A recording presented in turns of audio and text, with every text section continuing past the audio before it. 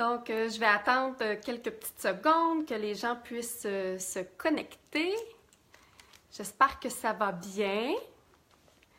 Donc, je veux vérifier si, oui, exactement, on est dans le groupe Sois l'artiste. Donc, en fait, aujourd'hui, on va parler de est-ce que tu es payé à ta juste valeur? Donc, c'est une question qui revient souvent dans le métier d'artiste maquilleur professionnel. Donc, comment je dois charger pour mes services? Donc, ça, c'est vraiment quelque chose qu'on va penser aujourd'hui ensemble, on va trouver des façons de savoir quel est le prix juste pour toi. Donc, rapidement, je reviens un peu sur les points qu'on va discuter aujourd'hui. Alors oui, es-tu payé à ta juste valeur et comment déterminer c'est quoi ta valeur, c'est quoi ton prix à toi? Ensuite de ça, bien, comment vivre de son métier? OK, ça va de soi, c'est en relation directe avec, bien sûr, ta valeur, le prix que tu vas demander pour tes services. Combien charges-tu pour tes services? Donc, je vous invite à avoir quelque chose pour prendre des notes parce que, justement, je vais vous inviter à faire l'exercice aussi chez vous. Ça peut être, pendant le live, je vous dirais que peut-être que vous allez prendre plus de notes, mais après la discussion, de vous asseoir et de vraiment penser à tous les petits points qu'on va discuter pour faire ton prix à toi. Sur quoi tu dois te baser, OK? Parce qu'on ne peut pas juste lancer un chiffre en l'air, lancer un prix en l'air. Il faut qu'il y ait une raison à ce prix-là. Bien sûr aussi, l'impact négatif de ne pas charger assez cher. Alors ça aussi, ça va venir de soi, on va parler de ça. Quelques petits mythes également sur le prix à charger. Donc, j'ai beaucoup de choses à vous parler. Alors, j'espère que vous êtes plusieurs. J'espère que vous êtes contentes qu'on discute de ça. Hello! Alors, on a Sophie, Sylvie, Sandra, Maude, plein de monde, Maïka, yeah! Donc, en fait, si vous avez des questions pendant le live, ben, je vous invite à les poser. Puis, c'est sûr qu'il y a un petit délai là, quand vous posez vos questions. Donc, posez-les parce que si vous avez ces questionnements-là, il y en a d'autres qui les ont. Donc, ça vaut vraiment le coup de soulever les questionnements que vous avez. Puis, ça l'engendre une discussion. Puis, ça fait qu'on peut partager ensemble tout ça. Donc, premièrement, comment vivre de son métier? Ben, est-ce que tu es payé à ta juste valeur? C'est ça que tu vas voir justement quand on va décortiquer tout ça. Je vous donnerai pas de prix précis. Donc, pourquoi? Parce que, encore une fois, il y a énormément de facteurs qui vont déterminer comment tu peux charger en tant qu'artiste maquilleur professionnel. C'est sûr que en général, dans la plupart des cas, les artistes maquilleurs, ce sont des travailleurs autonomes, des pigistes, des entrepreneurs. Donc, c'est sûr qu'on va tourner un peu alentour de ça. C'est différent quand on est salarié, quand on est engagé par une compagnie, par une chaîne de télévision. Donc, à ce moment-là, mais on va être salarié, on va avoir un prix à l'heure.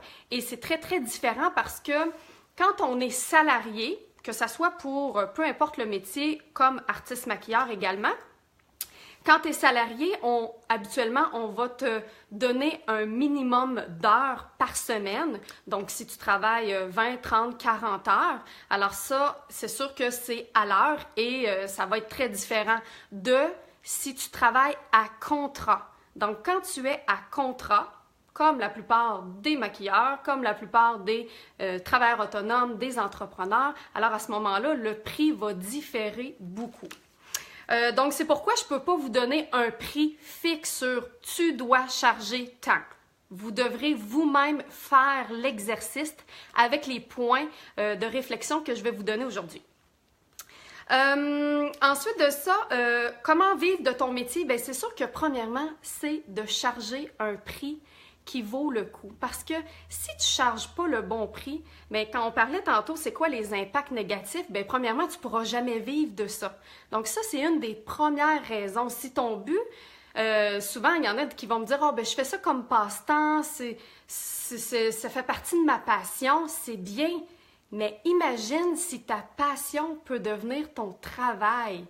Donc, moi-même, j'aurais jamais pensé vivre de ça. J'ai toujours cru que je serais professeur au primaire. Imaginez-vous donc, toute mon enfance, j'étais sûre que c'était ça. J'ai toujours tripé sur le maquillage, bien évidemment.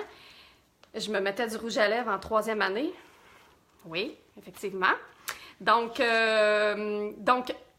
mais pourquoi? Parce que premièrement, je n'avais pas de modèle. Hein? Je viens de Saint-Gérard, d'un petit village, donc je ne savais pas qu'on pouvait vivre de ça, du métier de maquillage. Je me disais, ben c'est comme faire de la peinture, c'est comme faire n'importe quel autre métier d'art. On fait ça à côté, par passion.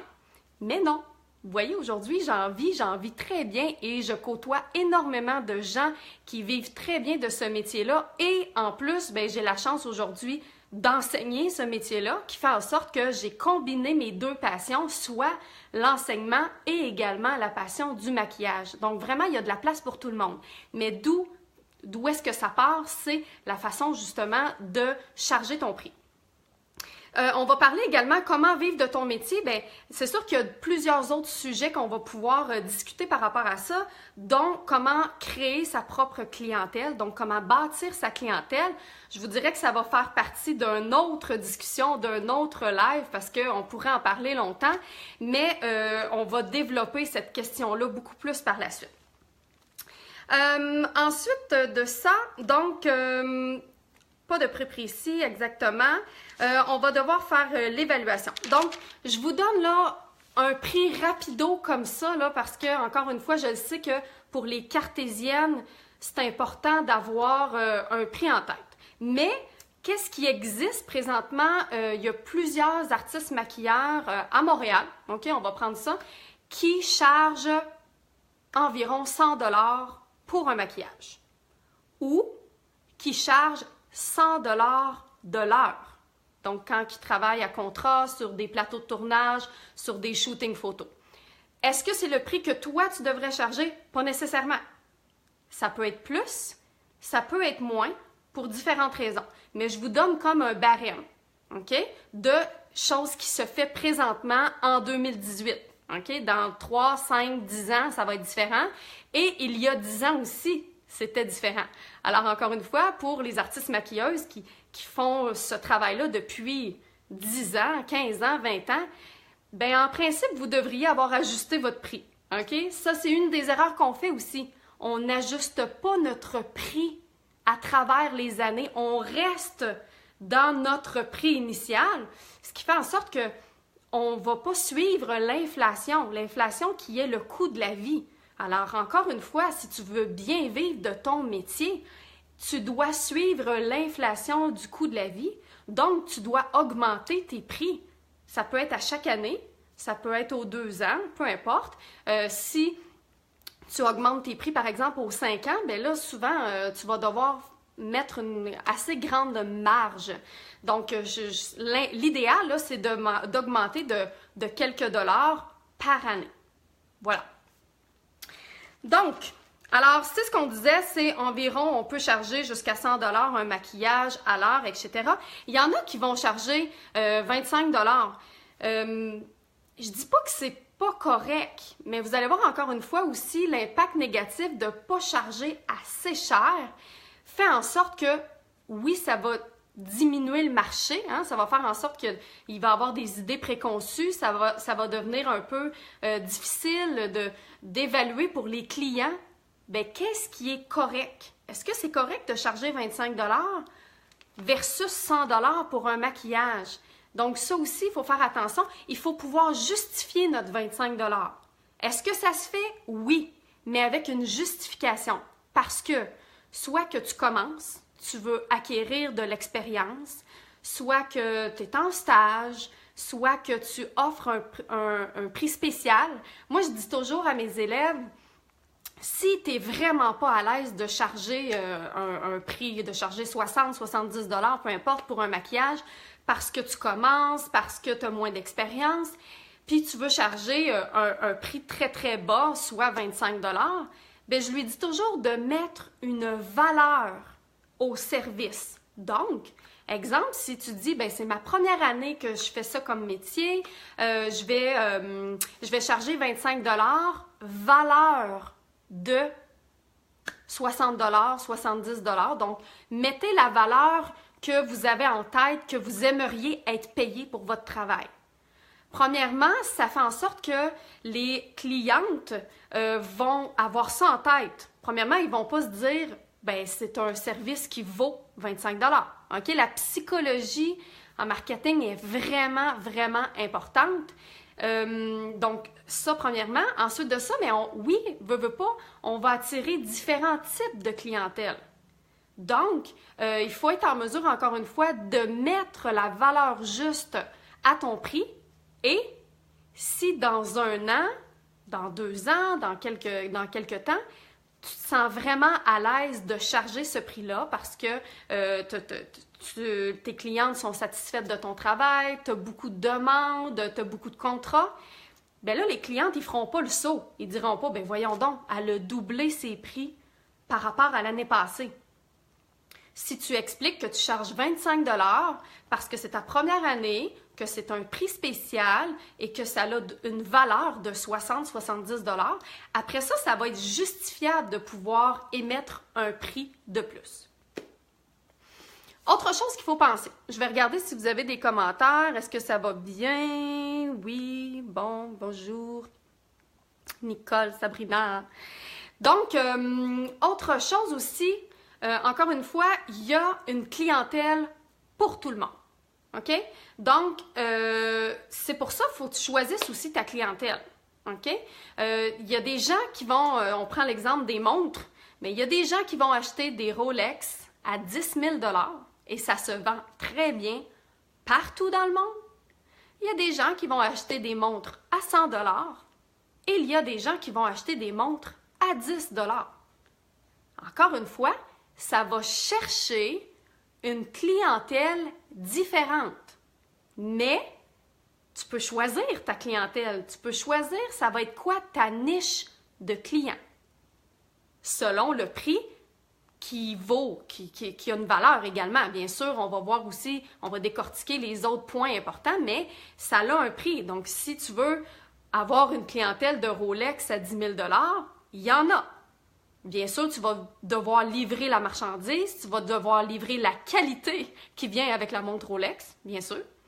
Si ta niche de clients, c'est 100 $, si ta niche de clients, c'est 10 $, alors ça aussi, il faut prendre ça en considération. Mais je trouve qu'il y a beaucoup trop de travailleurs autonomes, d'entrepreneurs qui ont des œillères et qui disent, bien, premièrement, je ne vaux pas ça. Si je demande un prix X, bien, les gens vont rire de moi, je ne serai pas à l'aise.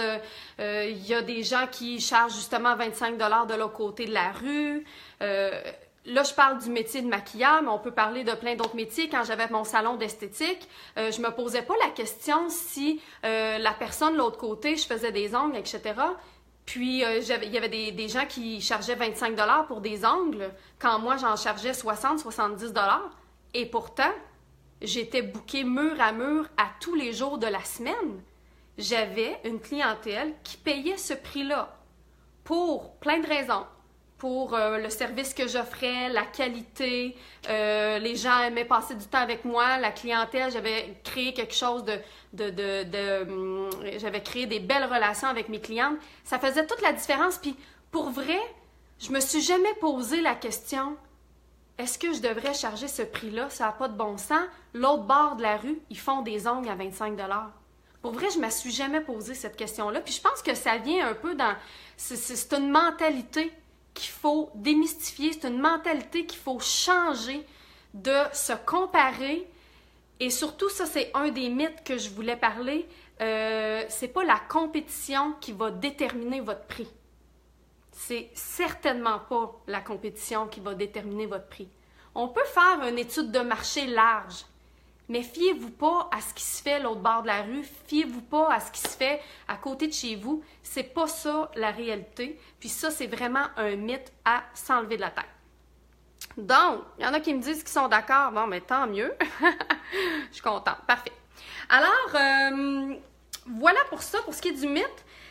Ensuite de ça, autre chose, un autre mythe et une autre pensée, en fait, qui revient souvent, c'est mais je peux pas charger 100 $ ou 70 $ pour un service qui me prend 30-45 minutes à exécuter. OK? Puis des fois, je l'entends souvent, ça, parce qu'il y a la mentalité salariée qui est très, très, très ancrée en nous, ou dans notre entourage, du moins, OK? Parce que moi, ça fait très longtemps que je suis travailleur autonome, donc cette mentalité-là, je l'ai un petit peu moins. Par contre, je la vois à travers mon entourage parce qu'on est habitué de penser à l'heure, de penser qu'on doit être payé à l'heure et on a aussi une idée préconçue de c'est quoi le bon taux horaire. OK? Si tu es payé 20 $ de l'heure, 25 $ de l'heure, hey, c'est bon. Quand tu es travailleur autonome, quand tu travailles à contrat et quand ton travail est de faire un maquillage dans une journée, ça n'a aucun bon sens, là, ça n'a aucune raison d'être. Quand on est salarié, c'est quand on travaille 2, 3, 4, 5 jours semaine, de 8 à 4, 30, 40 heures semaine. Là, il peut y avoir un prix, un salaire à l'heure avec la mentalité qu'on est habitué, mais ça nous rejoint pas, on peut pas penser comme ça. Donc, quand on parle justement du taux horaire d'un artiste maquilleur professionnel, il faut pas juste penser que ça m'a pris 45 minutes de faire le maquillage, ça n'a pas de bon sens, je vais être payé 70$ de l'heure. C'est pas ça, OK? Il faut penser plus loin que ça. Il faut penser premièrement à tout l'investissement que ça t'a pris pour exécuter ce service-là. Je vous donne 2 exemples, moi, que je trouve vraiment intéressants. Les professionnels, bon, peu importe, que ça soit notaire, médecin, peu importe. On dit qu'ils sont payés très, très cher de l'heure. Oui, mais ils ont passé 10 ans sur les bancs d'école, ils ont des prêts et bourses à payer, ils ont une expertise que d'autres n'ont pas, énorme. Tout ça, ça se paye, cette expertise-là, ce professionnalisme-là, la responsabilité également qui vient avec ton métier, ça se paye. OK? Ça, c'est un exemple, juste pour vous faire réfléchir peut-être un peu plus loin. Puis un autre exemple que j'avais entendu, que j'ai trouvé vraiment, vraiment intéressant, puis je le dis souvent dans mes cours à mes élèves, c'est Picasso. OK? Picasso, l'artiste peintre si reconnu. Semble-t-il, est-ce que c'est une légende? Peu importe. C'est l'idée derrière ça qui est importante. Picasso est dans un café et il y a une cliente qui passe qui lui demande de lui faire un dessin. Alors Picasso prend son crayon et prend sa page et fait un dessin à la cliente en question. Ça lui prend même pas 10 minutes. Il lui remet le dessin en question et dit à la cliente, ça va être 10 000 $, le prix pour le dessin que je viens de te faire. Puis la cliente a dit, ben voyons, ça n'a pas de bon sens, ça vous a même pas pris 10 minutes à faire ce dessin-là. Et Picasso répond, semble-t-il, ça m'a pas pris 10 minutes faire ce dessin-là. Ça m'a pris 30 ans le faire. Ça m'a pris toutes les années d'expérience derrière ça pour faire ce dessin-là. J'aurais pas pu faire ce même dessin-là si j'avais pas acquéri toute l'expérience que je suis allée chercher dans ces dernières 30 années-là, avec tout le bagage et l'expertise que je suis. C'est un artiste unique avec son bagage unique et le dessin que Picasso a fait, qui coûte 10 000 $, le vaut. Fait qu'encore une fois, je vous dis pas que de charger 10 000 $ pour votre maquillage, mais je vous dis que c'est... Moi, je trouve en tout cas que c'est une histoire qui porte à réfléchir, puis qui, en fait, nous fait réfléchir sur tout l'ensemble de ce qu'il faut considérer pour évaluer un prix et surtout de mettre de côté l'idée d'être payé à l'heure. J'ai fait un maquillage aujourd'hui, ça m'a donné 70 $. Je suis payée 70 $ de l'heure. Je pense que c'est vraiment pas cette façon-là qu'il faut parler. Je regarde quelques petites questions. Si on a un employé, on la paye combien à l'heure? Bien, Sophie, ça va dépendre de plein de choses. J'imagine que tu parles d'avoir une assistante, des choses comme ça. Mais encore là, ça va dépendre de combien. Est-ce que tu la payes à contrat? Donc, premièrement, exemple, si tu t'engages une assistante, puis pour les mariages, OK? Et puis, tu dis, ben moi, j'aimerais savoir quelqu'un qui vienne m'aider pour mes contrats de mariage cet été. Il va y en avoir, je sais pas, moi, 10. Et puis, ça va être, bon, une fois par semaine. Ça, c'est contractuel. Donc, moi, ce que je te suggère, c'est d'offrir un prix fixe. D'offrir un prix fixe. Et encore là, il faut que tu prennes tout en considération aussi l'assistante que tu vas... Habituellement, si on engage une assistante, on va engager une nouvelle diplômée, une personne en formation, une stagiaire, quelqu'un qui a moins d'expérience, etc. Donc, des gens qui veulent aller chercher un petit revenu supplémentaire et qui veut se perfectionner. À ce moment-là, je te suggère de lui donner un prix fixe pour le contrat. Encore une fois, j'aime pas ça donner un prix parce que ça dépend de tellement de choses, mais si tu l'engages juste pour vous donner un barème, mais encore là, ça va dépendre de chaque situation. Tu l'engages pour un mariage, ça va te prendre environ, je sais pas, 3-4 heures de son temps, ben tu peux lui donner entre 50 et 70 $. Ça peut être ça, OK? Donc, tu la payes 60 $, 70 $ pour le contrat où elle va t'assister. En principe, c'est pas elle qui va faire les maquillages complets. OK? En principe, c'est elle qui va préparer la peau, qui va t'aider à t'installer, etc. Ça peut être ça. Oui, elle est bonne, hein, mon histoire de Picasso. Est-ce que vous trouvez que j'ai trop d'éclairage? Il me semble que... Vous me direz si ça vous convient. Donc, j'espère, Sophie, que ça a pu répondre à ta question. Encore une fois, si par contre, tu t'engages une assistante temps plein, temps partiel, qui a des heures plus fixes, que tu lui assures un minimum d'heures par semaine, bien là, ça va être différent.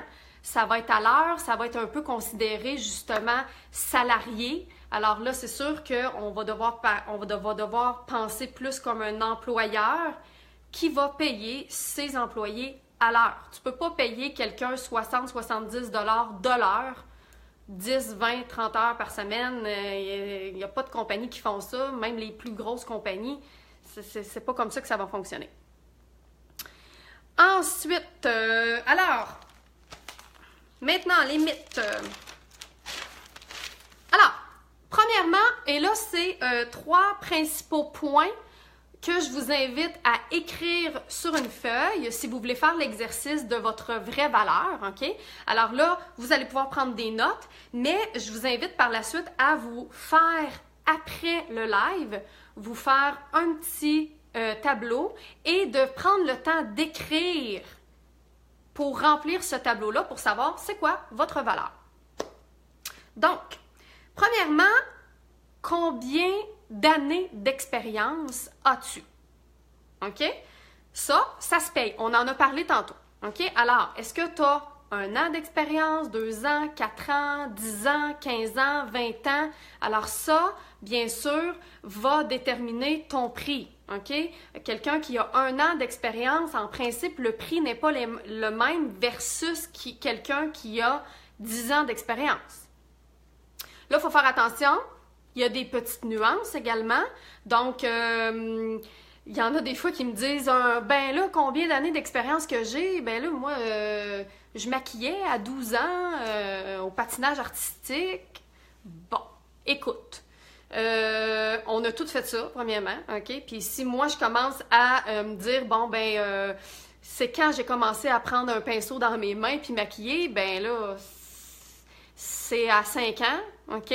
Fait que vu que je suis née en 92, puis que je dois avoir, je sais pas, 40 ans d'expérience, on s'entend que ça marche pas, là, OK? Donc, en fait, le nombre d'années d'expérience, c'est le nombre d'années de travail que tu fais ça comme métier à temps plein ou à temps partiel.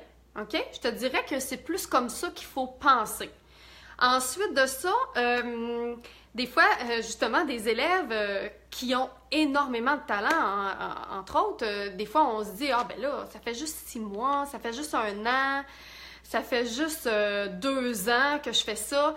Mais je trouve que c'est pas représentatif parce que si ça fait 10 ans que tu fais ton métier d'artiste maquilleur, ben, pas que tu fais. Si ça fait 10 ans que tu maquilles professionnellement, que tu as des contrats, mais que tu as un contrat par mois, ou tu as 3 ou 4 contrats par année, ou que tu fais des mariages à l'occasion 1 ou 2 fois, ben c'est sûr que ça n'a pas la même pertinence. Je vous dis pas de ne pas écrire 10 ans d'expérience. Sauf que je vous dis que celle qui fait ça temps plein, qui maquille à chaque semaine, puis que ça fait 10 ans que cette personne-là maquille à chaque semaine, bien sûr, elle a plus d'expertise que l'autre qui maquille une fois de temps en temps. Donc, c'est justifiable que cette personne-là qui maquille depuis 10 ans à chaque semaine de façon régulière, que son prix soit plus élevé que l'autre. Comprenez ce que je veux dire? OK? Donc, il y a ça. Et ensuite de ça, l'autre qui, ça fait 1 an qu'elle maquille. Je vous donne l'exemple que vous avez sûrement vu, mon élève Jessica Gozzi, alors qui a gagné un dernier concours dernièrement, que vous voyez qui est quand même active sur le groupe. Jessica Gozzi, ça fait 1 an qu'elle maquille. OK? Elle a commencé à maquiller à l'académie en octobre dernier, je pense, qu'elle m'avait dit. Et puis, elle a un talent exceptionnel. Elle est déjà bookée mur à mur. Pensez-vous qu'elle charge 25 $ pour ses maquillages? Non. Premièrement, parce qu'il n'y a pas juste les années d'expérience qui comptent. Il y a aussi plein de choses qu'on va voir tout de suite après. Le talent, Mais également, ce qu'on peut faire, Jessica, quand elle a commencé à maquiller, mais à maquiller. C'est une passionnée, OK? Fait que quand elle commence quelque chose, elle se lance à temps plein, OK? Donc, si elle n'avait pas de contrat au début, qu'est-ce qu'elle faisait? Elle s'inventait des contrats, OK? Elle allait chercher des clientes, elle demandait aux gens pour se pratiquer, elle faisait ses devoirs, ben je pense qu'elle faisait ses devoirs. Elle approchait des photographes pour pouvoir créer son portfolio, elle se maquillait elle-même. Écoute, est-ce que vous avez du son? Oui, je pense que tout le monde m'entend, hein? Daniel qui demande ça, vous me direz. Donc, c'est ça, exactement. Alors, Jessica, si elle écrit qu'elle a 1 an d'expérience, elle peut l'écrire, là, il n'y a aucun problème avec ça. Mais, autre façon, c'est qu'on peut dire le nombre de maquillages à notre actif. Donc, si ça fait 1 an que tu maquilles, mais que tu maquilles crazy à chaque jour de ta vie, que tu maquilles tes clientes, tes amis, que tu te pratiques, que tu vas faire des partenariats, etc., tu peux mettre le nombre de maquillages à ton actif. Donc, si tu es allé maquiller pour un défilé, tu as maquillé 25 personnes, ben 25 là, 10 là, 12 là. Puis là, si tu marques justement dans ton CV, c'est rare qu'on demande un CV quand on est artiste maquilleur, mais souvent on va l'écrire dans notre description sur notre site internet. Ben, on peut marquer plus de 500 maquillages à mon actif, plus de 1000 maquillages à mon actif. Alors ça l'équivaut aussi avec le nombre d'années d'expérience. OK? Fait que je vous invite à faire l'exercice parce qu'il y en a ici dans le groupe qui ont 10 puis 15 ans d'expérience, qui font ça comme métier. Il y en a beaucoup qui commencent, Mais il y en a tellement qui commencent puis qui ont du talent. Vous savez que le métier d'artiste maquilleur, on dirait que les dernières années, là, ça a comme explosé. C'est comme devenu une mode, une tendance, OK? Qui fait que oui, on doit se démarquer en tant qu'artiste maquilleur. Mais c'est super le fun parce que c'est devenu une tendance, mais parce qu'il y a une demande. Donc, c'est ça qu'il faut penser. On a l'impression qu'il y en a partout, que tout le monde s'improvise artiste maquilleur. Oui, tu dois te démarquer, puis on va l'apprendre aussi, puis on va en avoir d'autres discussions par rapport à ça. Comment te démarquer, comment créer ton propre brand. Mais, s'il y a une tendance, c'est parce qu'il y a une demande. Alors, il y en a pour tout le monde. OK? Inquiétez-vous pas, ça, c'est sûr, avec l'effervescence des séances photos, c'est redevenu tendance d'aller se faire maquiller. Les gens recherchent ça, les gens veulent prendre soin d'eux, les gens veulent se sentir belles. On est là pour ça. Donc, c'était mon premier point qui finit plus. J'espère que ça vous a éclairé par rapport à ça. Donc, année d'expérience et ou nombre de maquillages à ton actif. Je regarde s'il y a des questions. Marie-Pierre qui dit « Je manque un peu de confiance pour maquiller les gens, mais j'adore ça. Je l'ai fait une fois pour ma cousine. Je manque d'expertise. » Écoute, Marie-Pierre, l'unique façon de prendre la confiance, il n'y en a pas 100, il y en a une. C'est la pratique et l'expérience. Il y en a uniquement une. Si tu maquilles et que tu provoques tu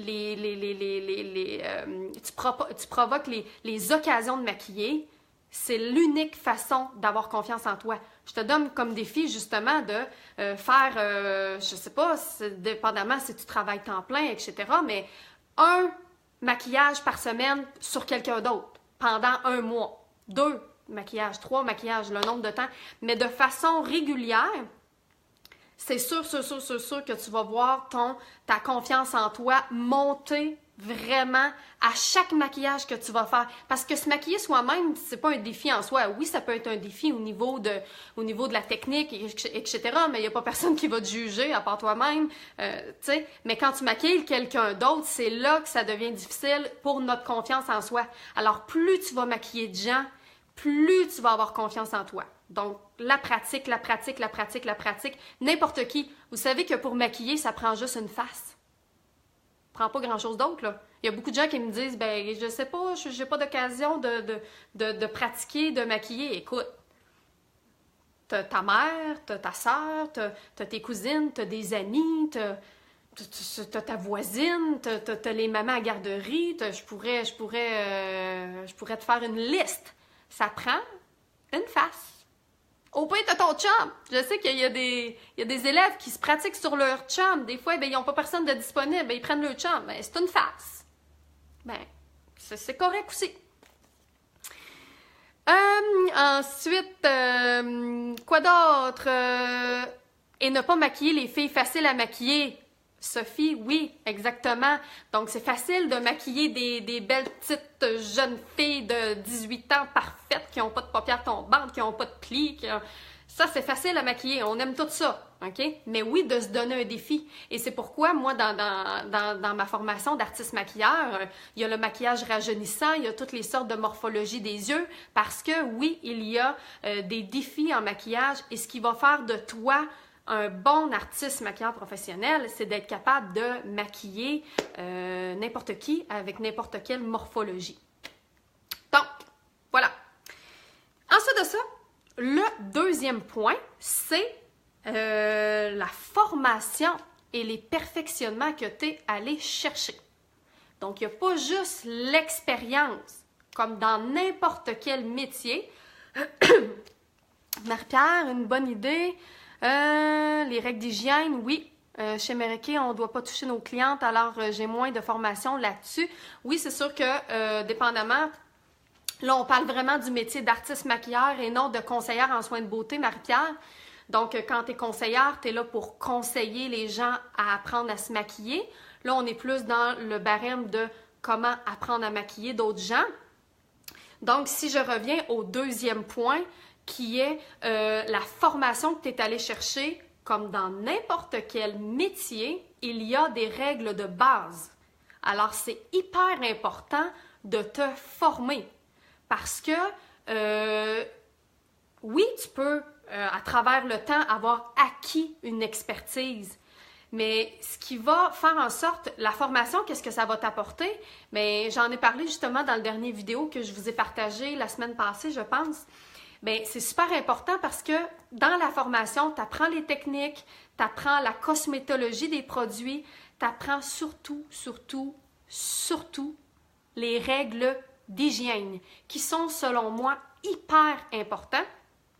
Et c'est la chose qui se perd le plus dans le métier parce que les gens n'ont pas été rechercher la formation nécessaire.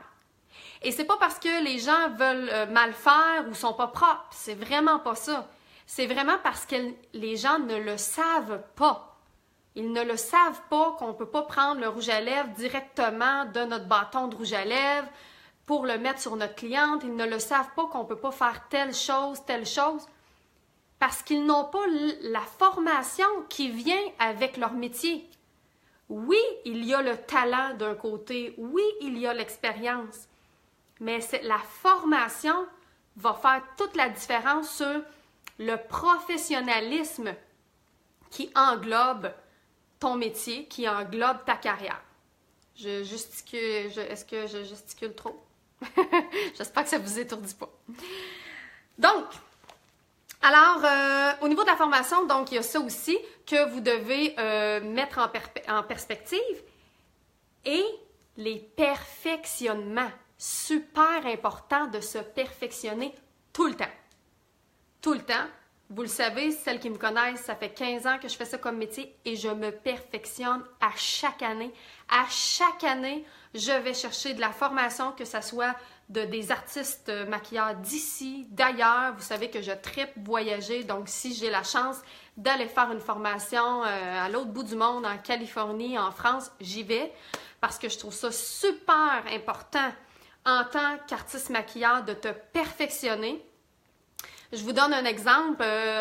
Quand j'ai fait mon cours en maquillage télévision, il y a de ça plusieurs années, plusieurs. Je vous parle de même, justement, plus de 15 ans derrière.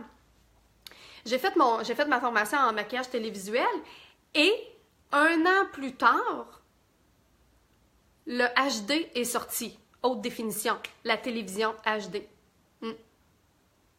Ouais, j'ai pas 20 ans, là. Vous pouvez faire le calcul, là, mais bon, je suis pas si bien que ça non plus, là. Mais pour vous dire que j'ai fait ma formation l'année d'avant. Puis là, toutes les techniques que j'avais apprises l'année d'avant, ben, n'étaient plus au goût du jour parce que le HD a tout changé au complet. 1 an seulement après ma formation, j'ai dû aller me reperfectionner en maquillage HD.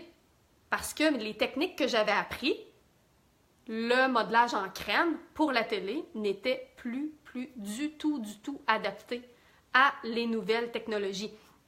On est, nous, les artistes maquilleurs,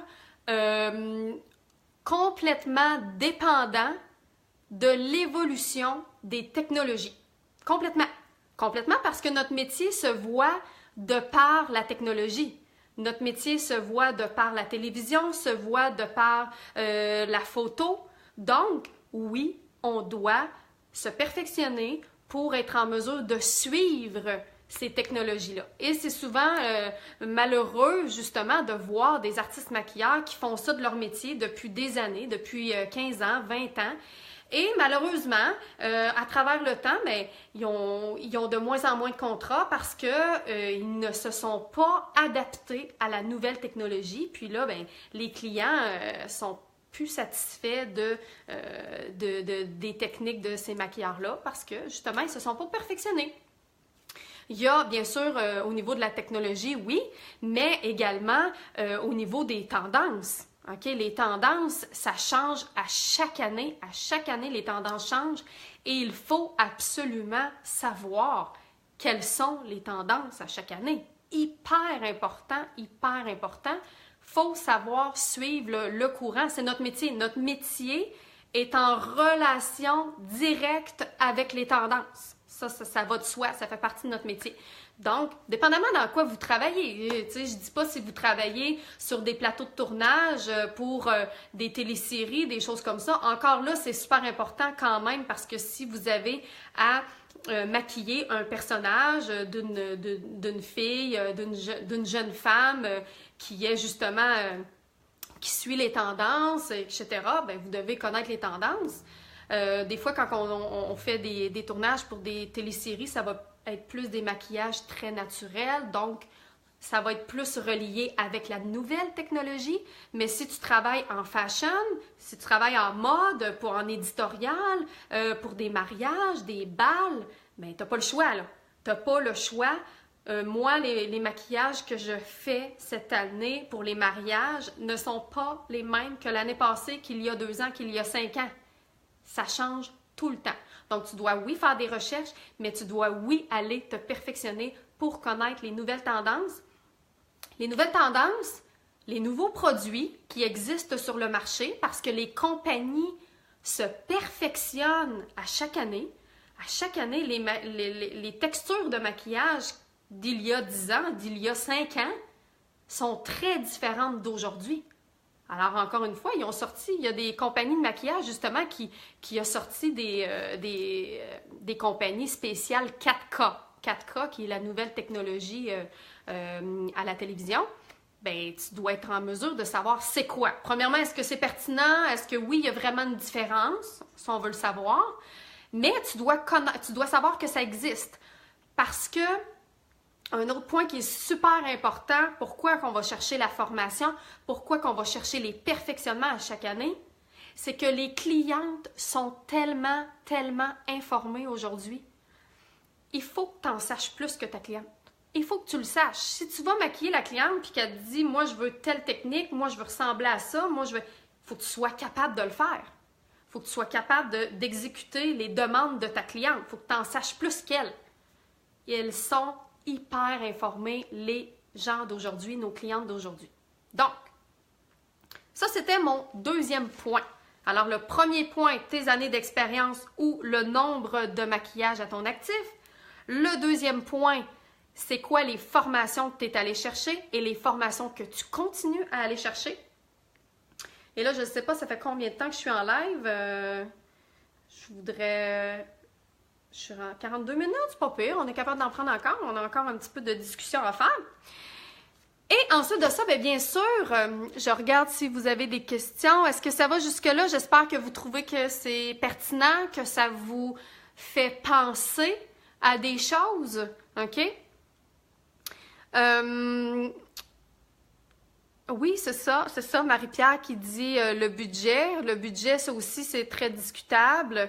Il y a plusieurs façons de le faire, à ta vitesse, le payer. On parle de comment se perfectionner. Donc, c'est comme n'importe quoi dans la vie. Il y a des gens qui vont mettre de l'argent sur… ça peut être sur n'importe quoi, là, hein, on s'entend, là. On peut dépenser pour n'importe quoi. Bien, c'est un choix. C'est un choix dans la vie. Moi, c'est mon métier.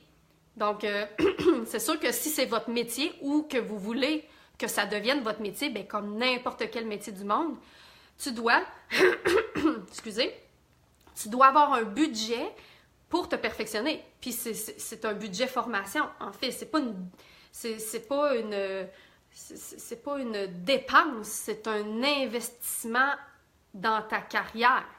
Ça va de soi, OK? Au même titre que… Là, c'est sûr, on est toujours dans le métier d'artiste maquilleur. Mais si mon kit de maquillage, mon équipement, ça fait épérimer, mes rouges à lèvres, ça fait plusieurs années, ils sont plus bons, bien, veux pas, je me poserai pas la question si j'ai le budget ou non. Ça va de soi, j'aurai pas le choix de prendre des sous pour acheter des nouveaux rouges à lèvres parce que j'en ai besoin pour faire mon métier. OK? Hey, merci Marie-Pierre, tu trouves que je suis bonne prof, c'est le fun, merci.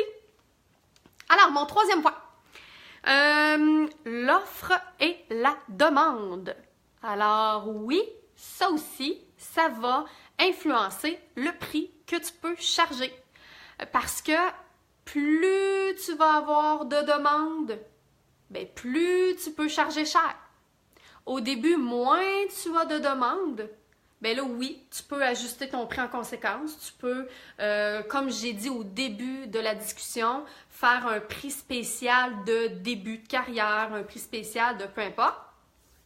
Donc, au début, tu vas quand même exposer quelle est la valeur du service, mais tu vas offrir un prix spécial parce que tu n'as pas beaucoup de clients. Tu commences. C'est correct.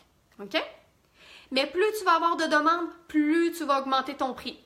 Et là, je ne vous dis pas d'augmenter ton prix nécessairement d'une cliente à l'autre, mais à chaque année, tu évalues ton agenda, tu évalues comment tu donnes de temps à ton métier d'artiste maquilleur, à ta carrière, et tu vas ajuster ton prix en conséquence. OK? Tu vas ajuster ton prix pour savoir justement comment tu peux charger. Donc, si tu dois commencer à refuser des gens, ça c'est le fun, hein? Tout le monde rêve de ça, OK? Mais ça peut venir beaucoup plus vite que vous pensez. Si tu commences à refuser des gens, c'est là que tu dois monter ton prix. Parce que tu dois quand même, de toute façon, diminuer légèrement ta niche de cliente.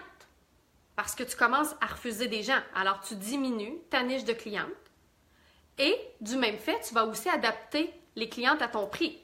Donc, est-ce que tu préfères charger 25 $ puis faire 10 maquillages dans une journée, arriver chez vous de même, ne plus vouloir faire de maquillage de ta vie parce que tu n'es plus capable, tu es complètement brûlé, puis d'en avoir refusé 15 autres, ou tu charges 70 $ pour ton maquillage.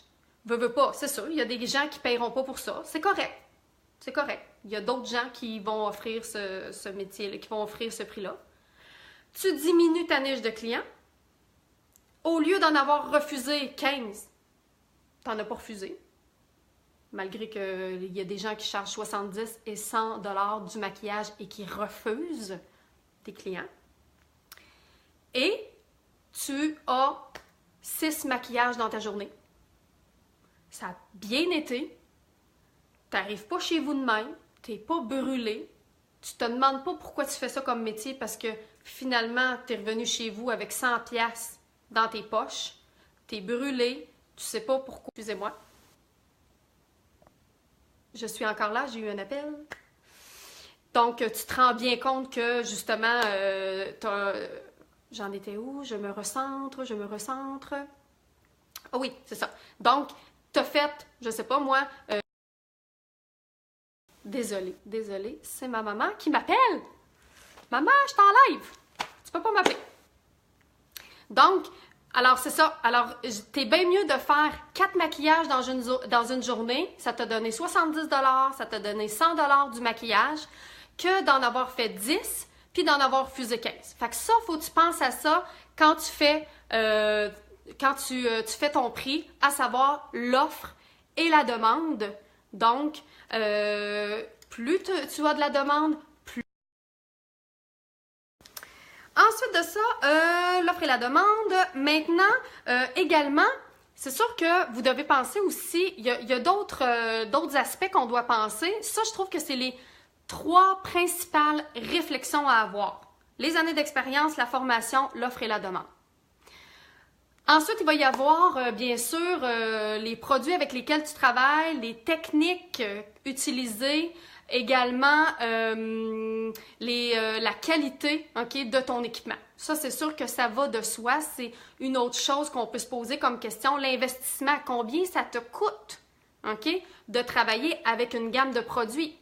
Okay? Est-ce que ton mascara te coûte 6 $ ou ton mascara te coûte 25 $? Est-ce que ton fond de teint te coûte 12 $ ou ton fond de teint te coûte 45-50 $? Ça aussi, tu dois prendre ça en considération, puis y penser et évaluer combien ça te coûte par maquillage. Donc, combien de produits ça te coûte par maquillage? Est-ce que ça te coûte 5 $ d'équipement? Est-ce que ça te coûte 10 $ d'équipement? Est-ce que tu tu as investi dans un nouveau airbrush? Est-ce que tu changes, justement, tu achètes de l'équipement régulièrement? Est-ce que tout ça va également influencer ton prix?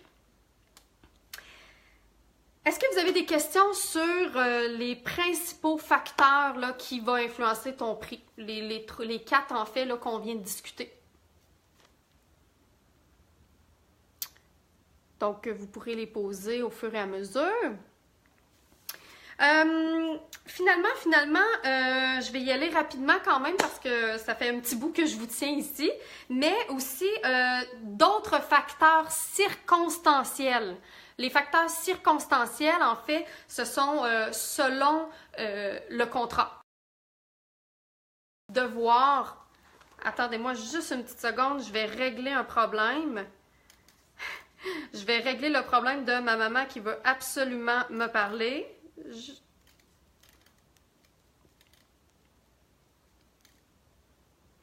Donc, c'est fait. Les facteurs circonstanciels. Alors, les facteurs circonstanciels, premièrement, le déplacement. OK? Alors, le déplacement, la région... Mylène qui pose la question, est-ce que la région a une influence sur ton prix?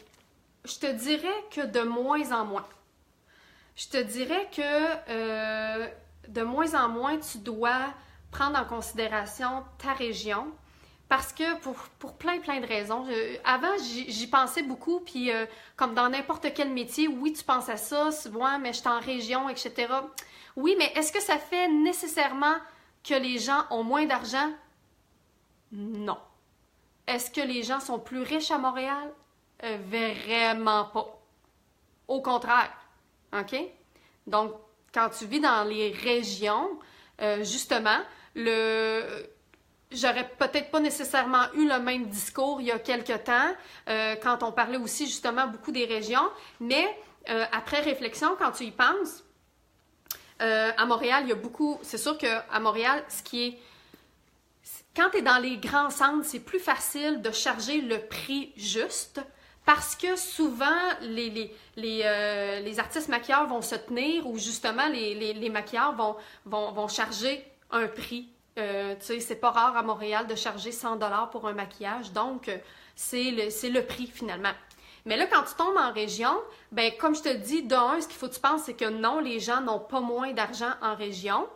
Et ensuite de ça, les gens n'ont pas moins d'argent de un, et aussi le service, il y en a moins. Alors, des artistes maquilleurs à, je sais pas moi, à Saint-Élie de Caxton ou à La Tuque, ben, il n'y en a pas 100, là. Donc, c'est un service qui est relativement rare et que, justement, ça vaut son prix. Et encore une fois, si tu as évalué tout ce qu'on a parlé tantôt, ben c'est tous des points qui se payent. Marie-Pierre, est-ce qu'on doit charger une partie du gaz si on est vraiment loin? Certainement, certainement. Alors oui, le déplacement, alors ça fait partie des facteurs circonstanciels. Donc oui, tu dois absolument charger ton déplacement. Alors, si tu travailles chez toi et que les gens viennent chez toi pour te maquiller, pour se faire maquiller, ben ça peut être un prix moindre parce que tu n'as pas à ramasser tout ton équipement, tu n'as pas à quitter, tu n'as pas à prendre ton auto, etc. Et bien sûr, si tu dois te déplacer, prendre ton auto, ramasser tes choses, moi je le dis souvent à mes clients, à mes élèves justement, imaginez, ça vaut des sous ça, de devoir tout prendre ton matériel, de le mettre dans les coffres, de t'en aller dans ton auto, de faire une distance X, de trouver un stationnement, de payer un stationnement, de sortir ton stock, d'étaler ton stock, de faire ton maquillage, de remballer ton stock, de retourner chez vous, de redéballer ton stock pour le nettoyer. Écoutez, juste ça, là, ça vaut quasiment le double. Vous comprenez? Donc, il y a ça. Et il y a aussi, bien sûr, que tu dois charger à la distance. Donc, tu dois charger présentement, là, au moment où on se parle, on peut charger un 50 sous du kilomètre. Ça peut être soit, ça va dépendre, c'est à votre discrétion, ça peut être à partir du moment que tu quittes tu quittes ton domicile, ou ça peut être tu charges un prix supplémentaire quand tu vas à l'extérieur, puis tu vas charger un 50 sous du kilomètre supplémentaire après 50 km. Il y a plusieurs façons de faire, là. Ça, on pourra rediscuter de tout ça. Ensuite de ça, les petits points, les derniers points, en fait, que je voulais discuter avec vous, les facteurs circonstanciels, le déplacement, le nombre de personnes. Alors, le nombre de personnes à maquiller, est-ce que tu as juste une personne à maquiller? Est-ce que tu te déplaces juste pour une personne, pour 2, pour 4, pour 8, pour 10? Ça, tu peux faire des prix de groupe aussi. Il n'y a aucun problème à faire ça. Et finalement, la durée du contrat. Donc, le troisième facteur circonstanciel serait la durée du contrat. Est-ce que c'est juste pour 1 heure? Est-ce que c'est pour la journée complète? Est-ce que c'est pour 1 semaine complète? Est-ce que c'est pour 1 mois complet? Est-ce que c'est pour 6 mois? Donc, quand on travaille sur des tournages, ça peut être des 3 mois, des 6 mois, des 1 an. Bien, c'est sûr que tu peux pas, si tu es engagé pour un contrat qui dure 6 mois, puis tu vas travailler 50 heures semaine, bien, pas sûr que la production va, oui, te dire, ben oui, je t'offre 100 pièces de l'heure à 50 heures semaine. Écoute, il y en a. Je dis pas que ça se peut pas. Je dis juste que souvent, plus le contrat est long dans la période, plus tu dois justement évaluer ton prix et vérifier, bien là, si j'ai un contrat pendant 1 an à 40 heures semaine, c'est sûr que ça va être moindre. Une autre chose aussi, exemple, si tu travailles pour des séances photos, des choses comme ça, des fois, ou des tournages encore, tu as une personne à maquiller, mais souvent, le producteur, le réalisateur va te demander de rester toute la journée pour les retouches. Donc, tu ne maquilles pas durant la journée, mais tu es là pour faire les retouches, etc. Est-ce que tu vas charger 100 $ de l'heure? Je te dis pas de ne pas le faire, mais tu peux considérer que c'est sur une plus longue période. Alors là, tu peux plus charger à l'heure. Tu peux dire, bien, je vais charger la première heure un prix X et les autres heures supplémentaires un autre prix. Ou tu peux dire, je vais faire un forfait à la journée. Ça peut être ça aussi. Tu peux dire, bon, ben regarde, moi, mon prix, c'est 500 $ par jour. Puis ça, c'est pas gros, là. C'est pas inhabituel, là. 500 $ pour une journée de tournage ou de séance photo, c'est quelque chose qui est très, très, très acceptable en passant. Ça peut être ça. Quand on travaille à contrat, bien sûr.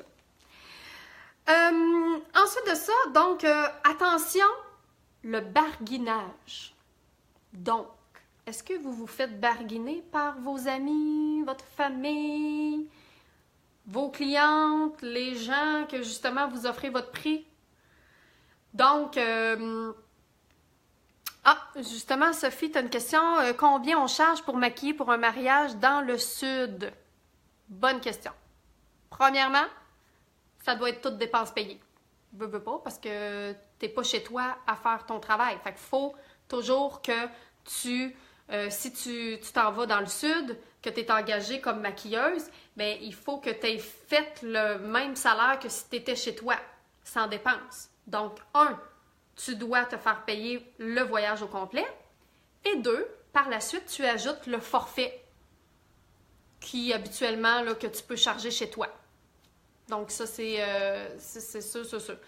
À moins, encore une fois, si c'est une de tes amies qui veut t'inviter à son mariage dans le sud, que de toute façon, tu y aurais été, puis que, je sais pas, elle te paye ton voyage, puis que tu choisis de lui offrir justement le maquillage, bien ça te reste à ta discrétion. Sandrine, le barguinage. C'est quoi en français, le barguinage?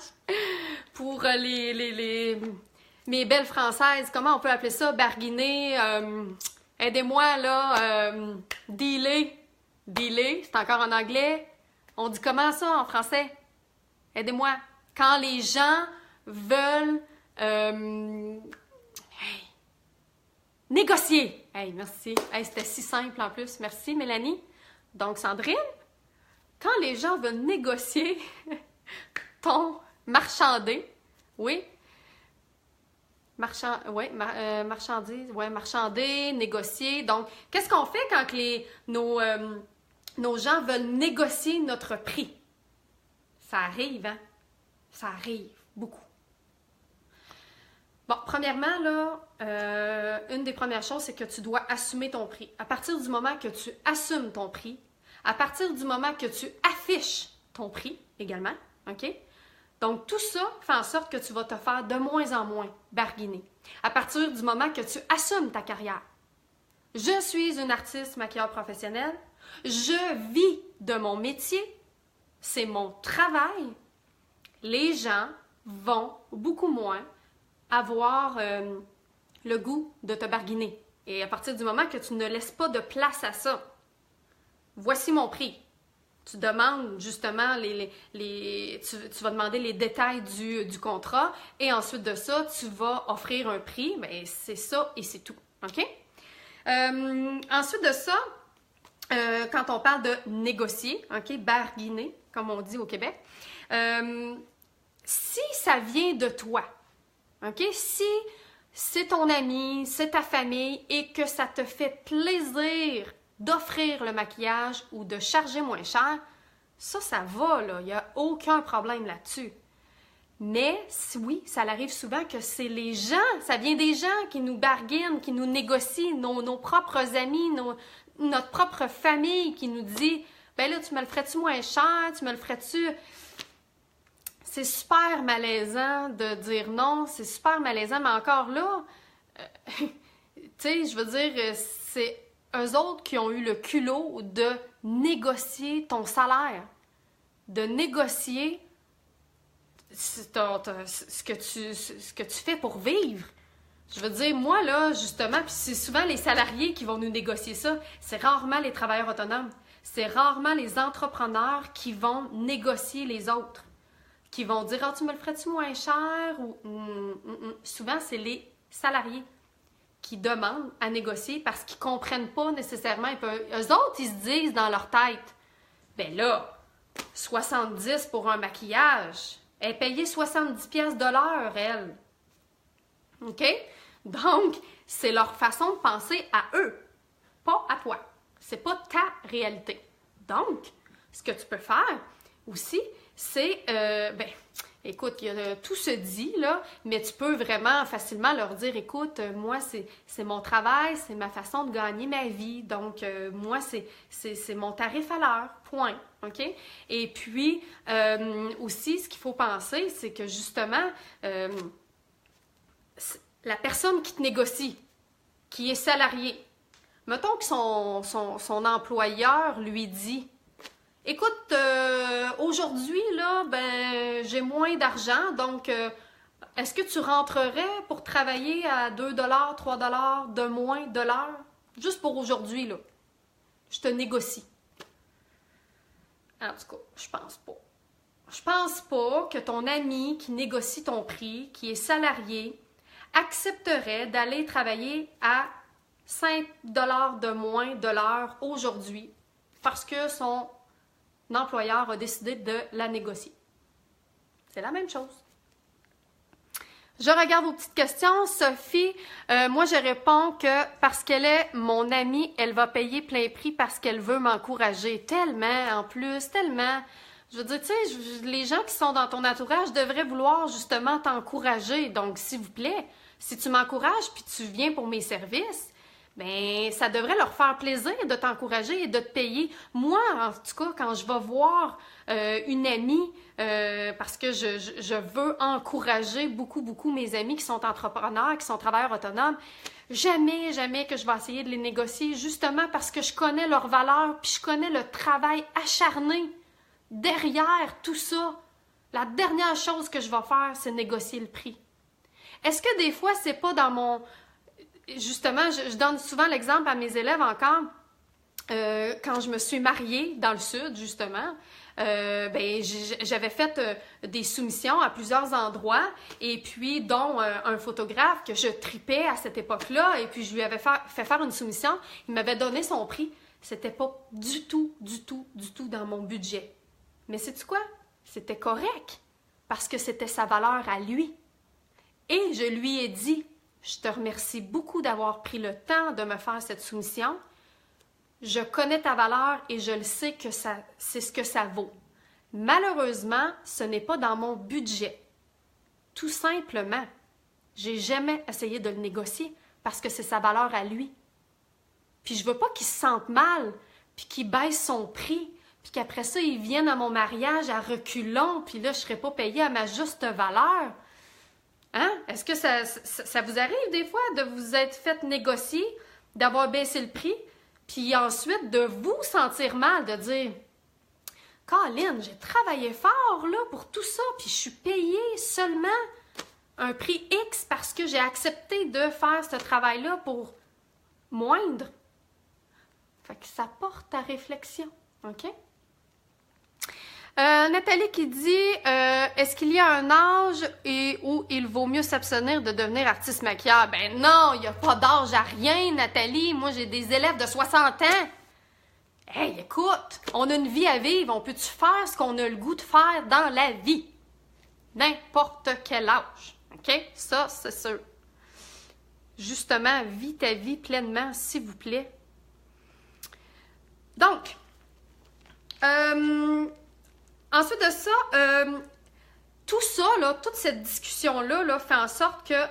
mais je voulais aussi juste parler d'une petite parenthèse par rapport à, justement, se faire négocier, se faire barguiner pour les Québécoises, OK? Donc, vous avez appris un nouveau mot, mes chères Françaises, barguiner, qui veut dire négocier. Je ne sais pas si vous connaissez Janie Duquette, qui est une entrepreneure féminine exceptionnelle ici au Québec, que j'ai eu la chance de rencontrer, que j'adore d'ailleurs, qui a dit dans une de ses conférences, alors Janie Duquette, je te cite, parce qu'on a souvent à faire des partenariats, à faire des échanges de services avec d'autres entrepreneurs, d'autres travailleurs autonomes. C'est bien correct. Sauf que ce que Janie disait, c'est au lieu de vous échanger des services, tu me ferais-tu un maquillage, puis à un moment donné, je vais te remettre ça, ou ben peu importe, puis de faire ça pour le plaisir, parce que c'est ton amie, parce que elle dit, et ce qu'elle dit, c'est que c'est typiquement féminin, ce qu'on fait là. De le faire pour le plaisir, de le faire parce qu'elle me l'a demandé. Les hommes, là, les gars, ils ne font pas ça. OK? Eux autres, les gars, qu'est-ce qu'ils font? Et là, on doit prendre l'exemple sur eux pour cette fois-ci. Ils s'échangent de la business. Et c'est ce que Janie Duquette disait. Tu dois échanger de la business avec tes amis, avec tes partenaires.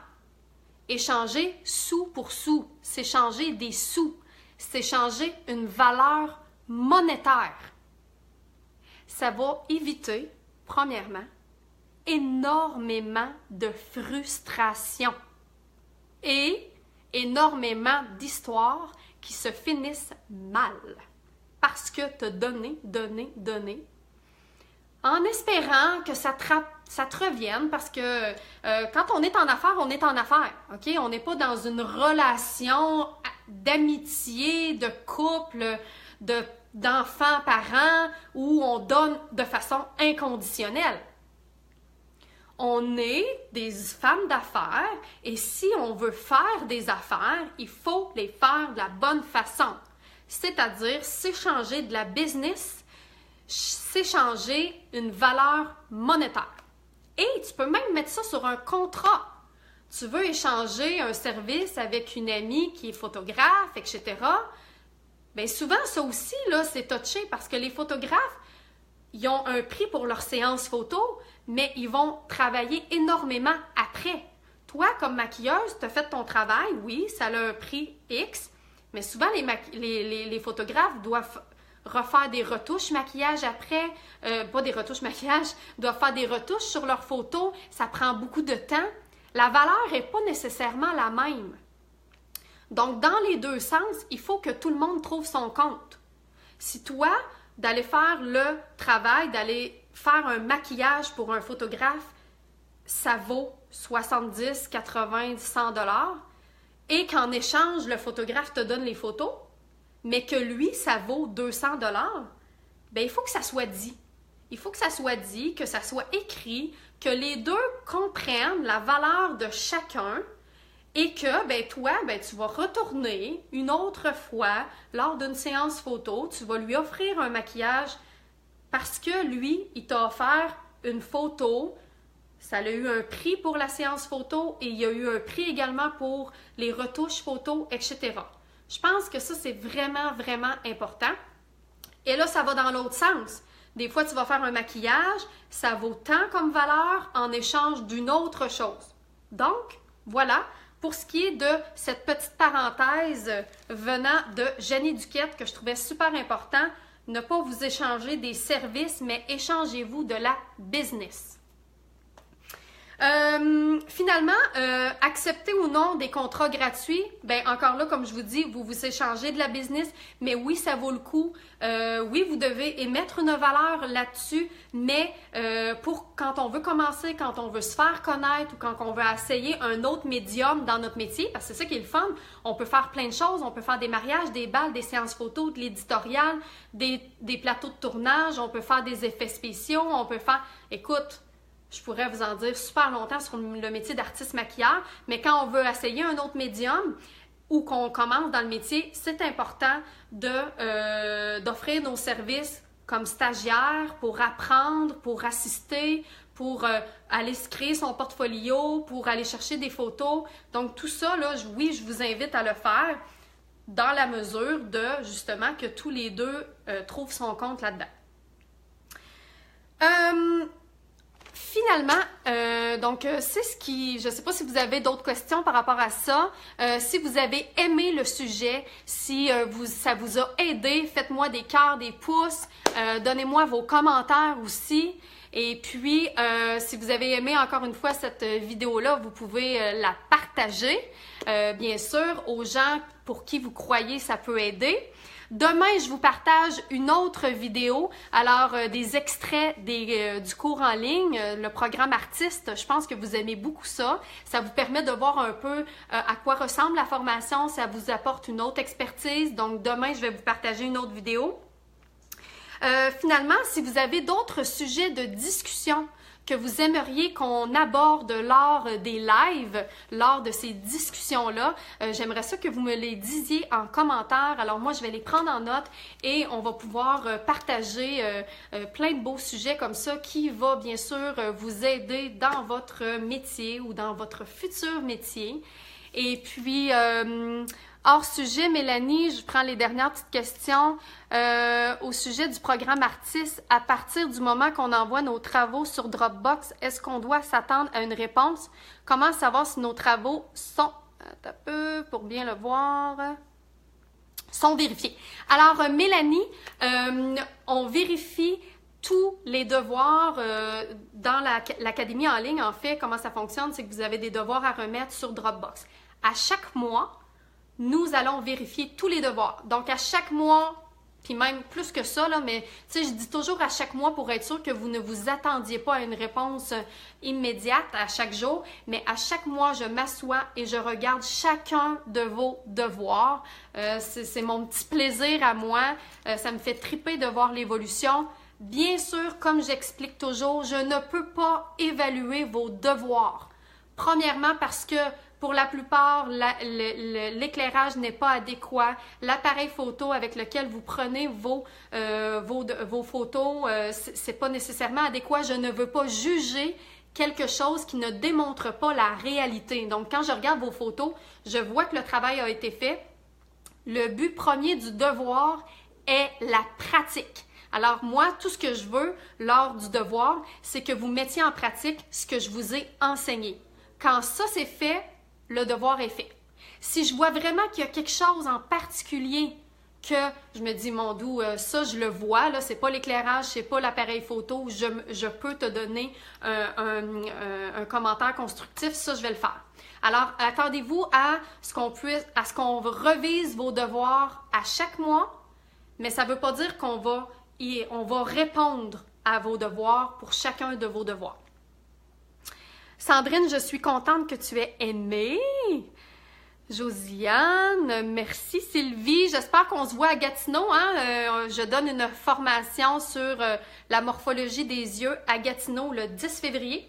Donc, Sylvie, tu voulais être ma modèle? OK, fait que oui. Plein de belles notes. Merci Marie-Pierre, je suis contente que ça te fasse plaisir. Très pertinent, super intéressant. Donc, voilà pour ça. Alors, je vous souhaite une très belle journée. Et puis, votre devoir, suite à ce live-là, bien sûr, c'est de vous asseoir et de faire votre expertise pour savoir quelle est votre valeur à vous ou celle que vous anticipez avoir pour pouvoir, bien sûr, connaître votre vraie valeur et pouvoir vivre de votre métier qui vous passionne tant. Sur ce, bye! Salut!